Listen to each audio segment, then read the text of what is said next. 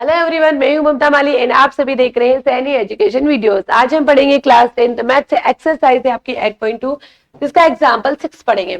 In triangle ABC जिसमें right angle B दिया है, तो सबसे पहले सातवें क्वेश्चन के अकॉर्डिंग डायग्राम क्रिएट करते जाते हैं। देखो, सबसे पहले राइट एंगल बनाना है आपको, ये आपका डायग्राम।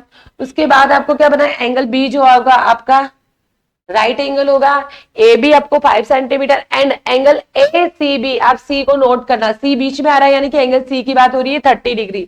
यहाँ पे मैंने लिखा सी, ये एंगल दिया मैंने 30 डिग्री, बचा आपका ए, यहाँ पे लिखा, तो ए बी सी ट्राइंगल बन चुका है।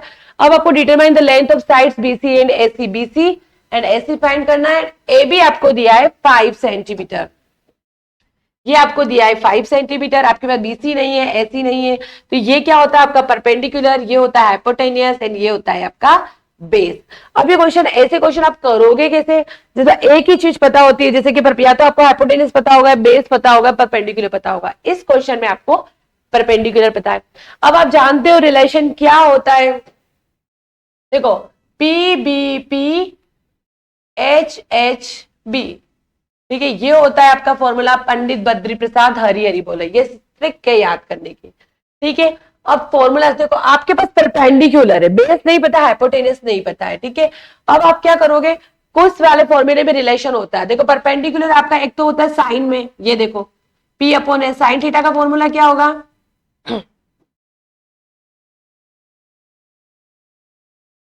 साइन थीटा, साइन थीटा का फॉर्मूला क्या होता है, पी अपॉन एच, मतलब कि परपेंडिकुलर पता है तो अपन हाइपोटेनस निकाल सकते हैं। एक और टेन परपेंडिकुलर और किस में होता है, पी अपॉन बी, टेन, तो टेन थीटा से भी अगर परपेंडिकुलर पता है आराम से बेस निकाल सकते हैं, ठीक है। दोनों रिलेशन का काम हो गया, ठीक है। अब करते हैं क्वेश्चन स्टार्ट, कैसे करोगे। सबसे पहले आपको बेस हाइपोटेनस पता है, सबसे पहले क्या पता है कि साइन थीटा, रिलेशन पता चल गया कि sine theta is equal to होता है पी अपॉन एच।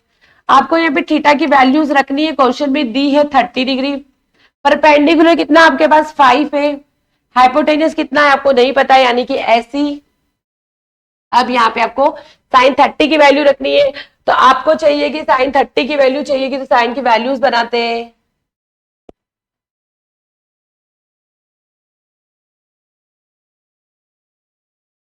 आपका 0, 30 degree, 45 degree and 60 degree and 90 degree, ठीक है। ये होती है आपकी साइन की वैल्यूज, यहाँ पे रखेंगे, ठीक है। साइन की अगर वैल्यूज आपको टेबल लर्न होनी चाहिए। साइन की वैल्यूज क्या होती है, 0, 1/2, 1/√2, √3/2 एंड 1, ठीक है।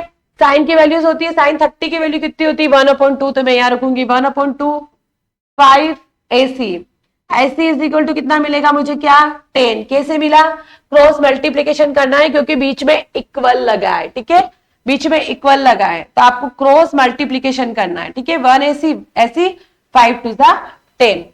अब आपको करना है ऐसी मिला है यानी कि आपको हाइपोटेनस कितना मिल चुका है 10, आपको परपेंडिकुलर मिल गया, एसी मिल गया, आपको बीसी फाइंड करना है। बीसी का रिलेशन किससे निकलेगा, perpendicular and base, tan theta, tan theta का फॉर्मूला लगा दो रिलेशन से, ठीक है। जो value tan theta is equal to perpendicular upon base, tan theta मतलब कि 1030 जो क्वेश्चन में दिया है, आपको एंगल्स रखना है।